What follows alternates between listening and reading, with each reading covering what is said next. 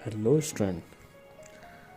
Electric field के बारे में पढ़ने से पहले हम पहले अपने एक टॉपिक पे आते हैं, comparing electrostatic and gravitational force.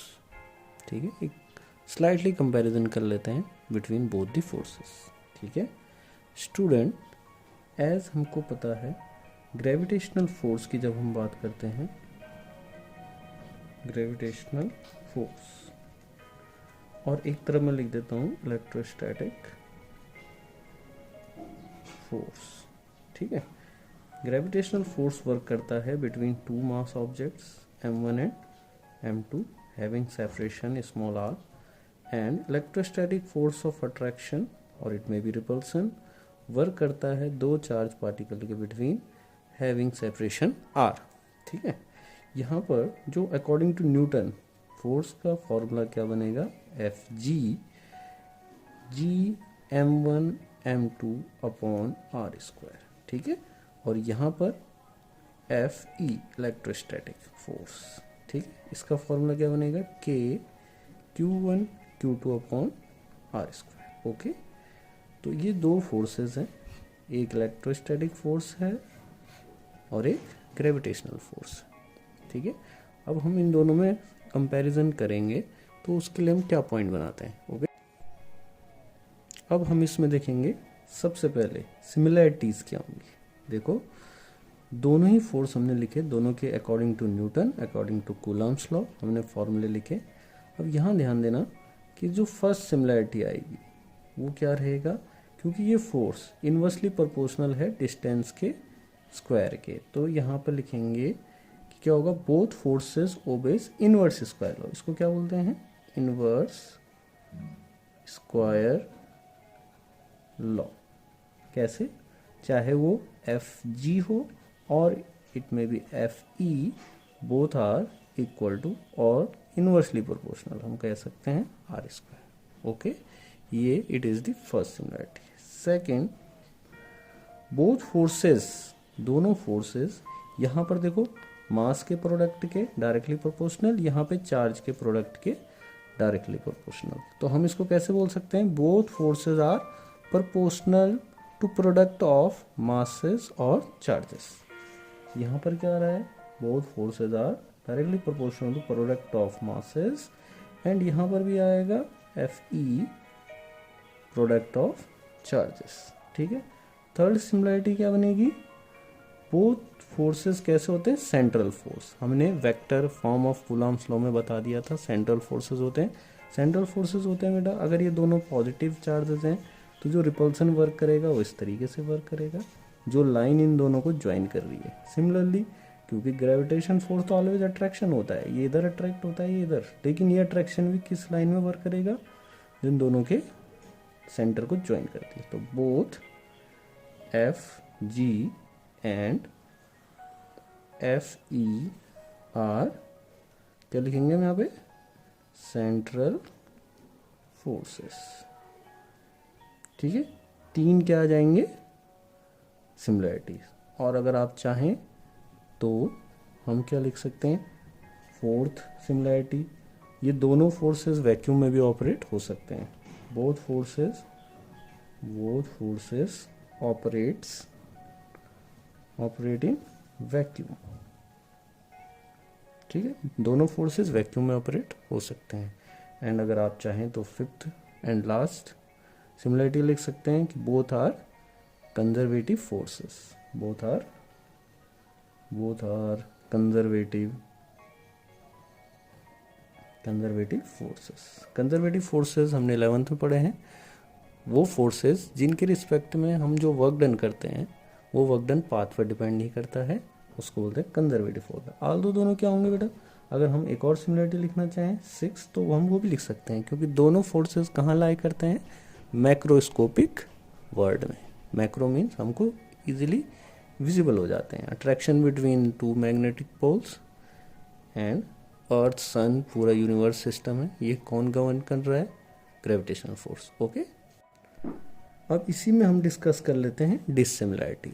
तो डिससिमिलैरिटीज कैसे, फर्स्ट अगर हम लिखें, पहला डिससिमिलैरिटी क्या होगा, देखो बेटा, दोनों जो फोर्सेस हैं एक ये जो फोर्स है ये कैसा होगा, F G gravitation for always attractive, ठीक है, इन नेचर। और जो एफ ई होगा मे बी अट्रैक्शन और may be repulsion according to the nature of the charges. Okay, second dissimilarity क्या लिखेंगे, देखो यहाँ पर जो ये जी है ये कैसा है, यूनिवर्सल ग्रेविटेशनल कांस्टेंट है। और के क्या है, ये भी आपको आई बटन में लिंक मिल जाएगा, हमने डायलेक्ट्रिक कांस्टेंट, परमिटिविटी सब डिस्कस करे हुए हैं। तो के क्या होता है, अकॉर्डिंग टू मीडियम चेंज होता है, बट जी रिमेन फिक्स्ड, चाहे दोनों मासेस के बिटवीन मीडियम कोई भी हो, एफ की वैल्यू क्या रहेगी, चाहे दो मास ऑब्जेक्ट वाटर और एयर कहीं भी प्लेस हो, F G remains fix. But यहाँ चार्जेस अगर वाटर और एयर में प्लेस्ड हैं तो उनके बिटवीन का फोर्स अलग अलग हो जाएगा। क्यों, क्योंकि के अलग हो जाएगा। ठीक है, तो हम यहाँ पे लिखेंगे, क्या बोल सकते हैं हम इसको, gravitational force depends on F G, depend does not, इसको हम क्या लिखेंगे, does not depends on medium. ठीक है, वाइल एफ एस क्या करेगा, depends on medium. Okay, third and last differences, ये डिसिमिलरिटी लिख देते हैं। Electrostatic force much stronger than gravitational force, F E F S F E is much much much greater than F G. ठीक है, electrostatic forces को हम experience कर लेते हैं अकॉर्डिंग टू, कोई भी एक हम फिजिकल एक्सपेरिमेंट करें या कोई भी हम कॉम को रब करें, उससे स्मॉल पीसेस ऑफ पेपर और ये क्या हो जाते हैं, अट्रैक्ट हो जाते हैं, वाइल हम किसको नहीं एक्सपीरियंस कर पाते हैं, ग्रेविटेशनल फोर्स। ओके, तो ये क्या आएंगे, डिसिमिलरिटीज। ओके, अब देखिए स्टूडेंट, एक क्वेश्चन बनता है, how much time is the electrostatic force greater than gravitational force. अब हम इस चीज़ को समझने के लिए हम दो चार्ज पार्टिकल एज्यूम करते हैं। सपोज चार्जेस एज्यूम करें, एक इलेक्ट्रॉन ले लेते हैं, एक प्रोटॉन ले लेते हैं। इलेक्ट्रॉन और प्रोटॉन सेपरेटेड हैं आर डिस्टेंस से। ठीक है, एक का चार्ज Q1 ले लिया और Q2 ले लिया। एज हमको पता है Q1 एंड Q2 चार्जेस कितना होगा, इलेक्ट्रॉन पर चार्ज ये है और प्रोटॉन पर चार्ज सिमिलर और पॉजिटिव रहता है। अब Coulomb's law of electrostatic force, दोनों एक दूसरे को अट्रैक्ट करेंगे, दोनों के अट्रैक्शन इधर, आर हमने कोई भी एक डिस्टेंस ले रखी है। ठीक है, तो फॉर्मूला क्या बनेगा, इलेक्ट्रोस्टैटिक फोर्स के Q1 Q2 upon R square, और माना कि दोनों के बिटवीन अभी क्या है, वैक्यूम है, दोनों के बिटवीन वैक्यूम। ठीक है, अब इसके बाद क्या देखा हमने, क्या करा, इलेक्ट्रॉन और प्रोटॉन्स को सिर्फ मासेस के अकॉर्डिंग दो पार्टिकल मान के उनके मासेस लिखे, और दोनों का सेपरेशन अभी भी कितना है, आर। तो मासेस, इलेक्ट्रॉन का मासेस ये दिया हुआ है, मास ऑफ इलेक्ट्रॉन, प्रोटॉन का मास ये दिया हुआ है। देखिए दोनों में से कौन हैवी है, सोचिएगा, जरूर आंसर तैयार रखिए।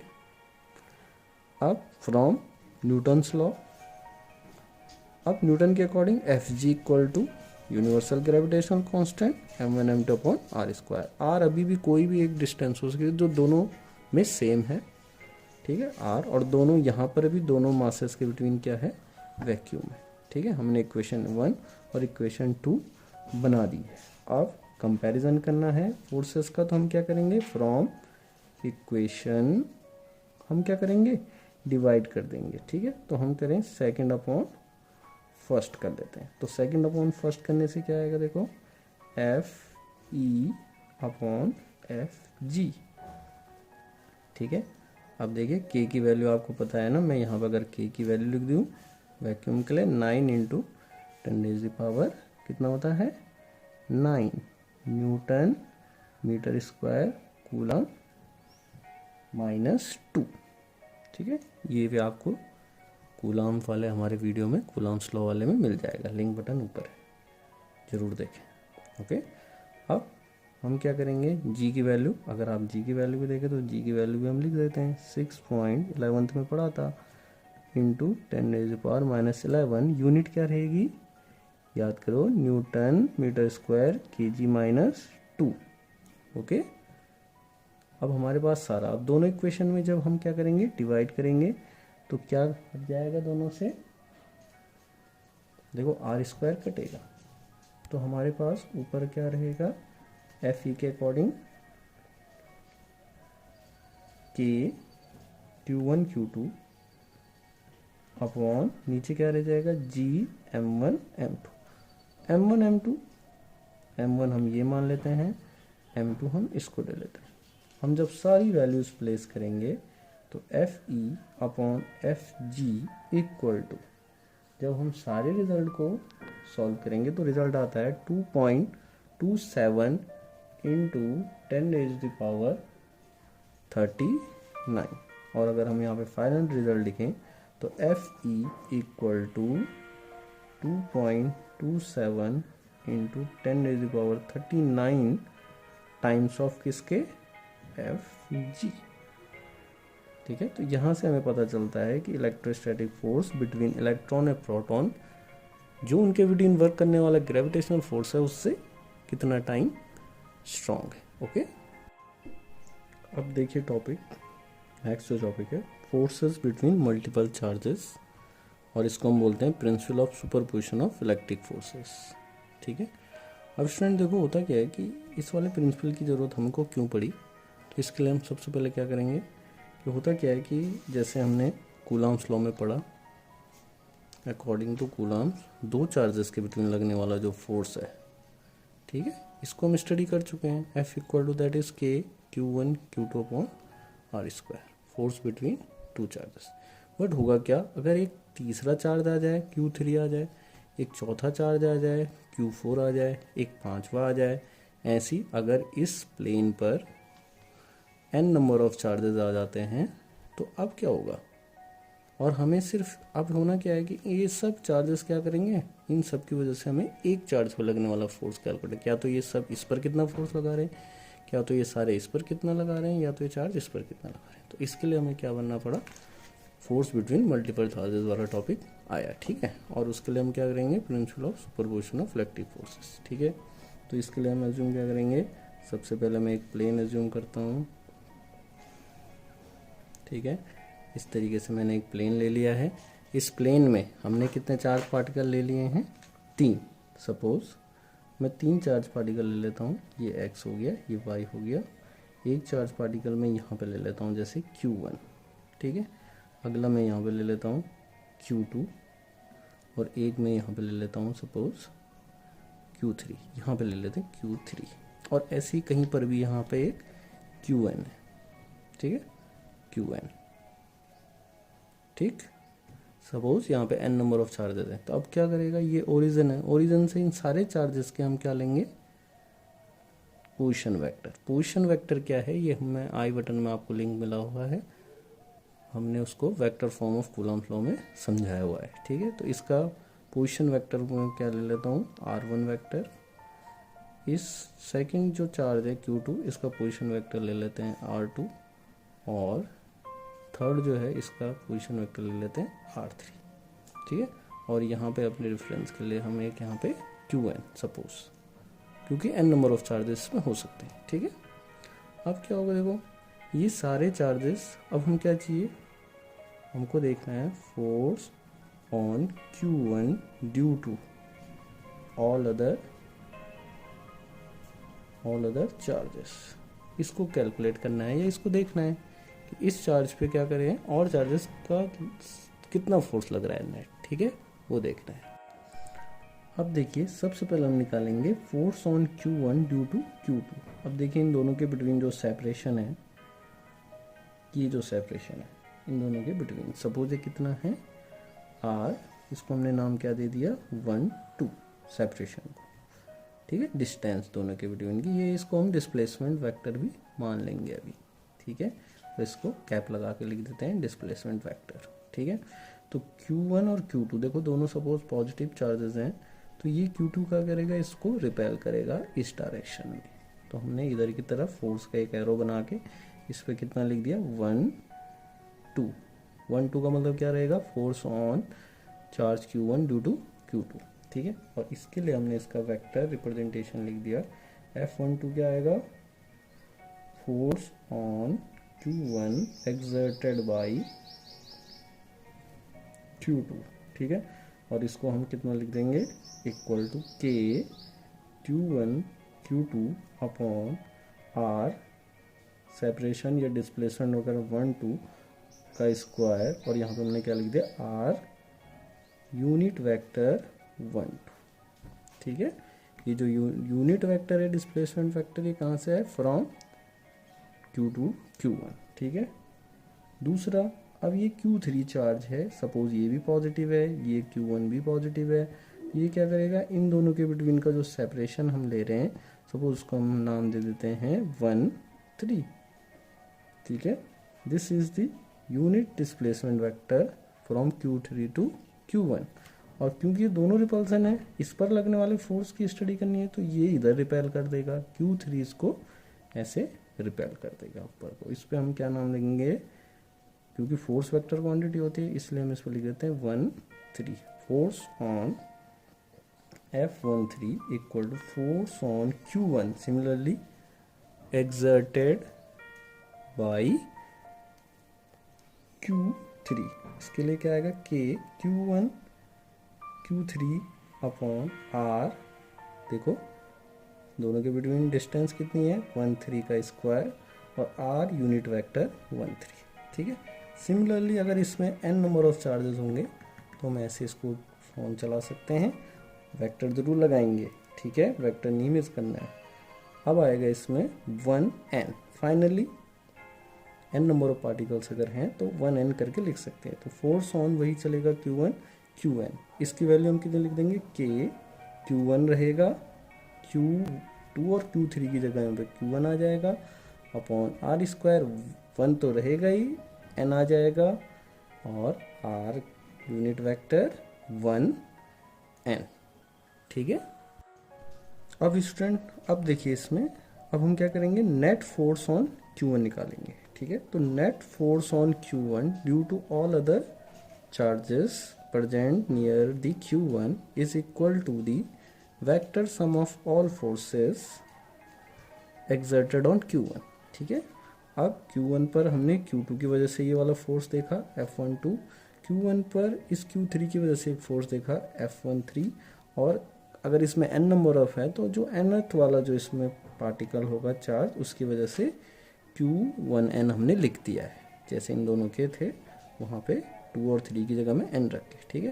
तो अब नेट फोर्स ऑन, सपोज हम इसको क्या ले लेंगे, F1 वेक्टर, इसको क्या मान दिया, नेट फोर्स ऑन Q1, ठीक है, इक्वल टू वेक्टर सम क्यों लेते हैं हम फोर्सेस का, क्योंकि फोर्स एक वेक्टर क्वांटिटी है, इसलिए जितने भी फोर्सेस जुड़ेंगे उन दोनों का, अब देखो ये जैसे ये दोनों फोर्सेस हैं, दोनों परपेंडिकुलर हैं, तो अभी हम न्यूमेरिकल सॉल्व करेंगे तो उसमें हम दिखाएंगे रिजल्टेंट वेक्टर के अकॉर्डिंग कैसा आएगा। इसको हम क्या ले देते हैं, F1, ठीक है, okay. F1 is the resultant according to parallelogram law of vector addition, 11th में था।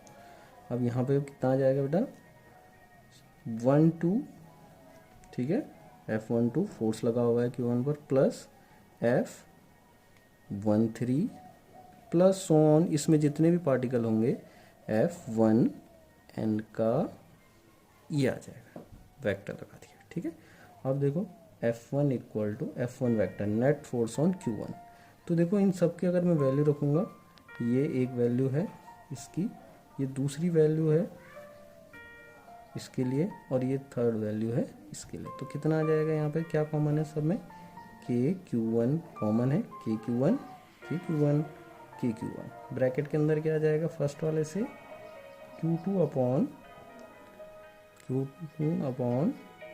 Q2 1 2 का whole square, R unit vector 1 2, plus दूसरे से क्या आएगा, Q3 अपॉन R 1 3 का whole square, R unit vector 1 3, plus on हम चलते रहेंगे, लास्ट से क्या आ जाएगा, Qn अपॉन R 1n का स्क्वायर यूनिट वेक्टर 1n, ठीक, ये बन गया, ठीक।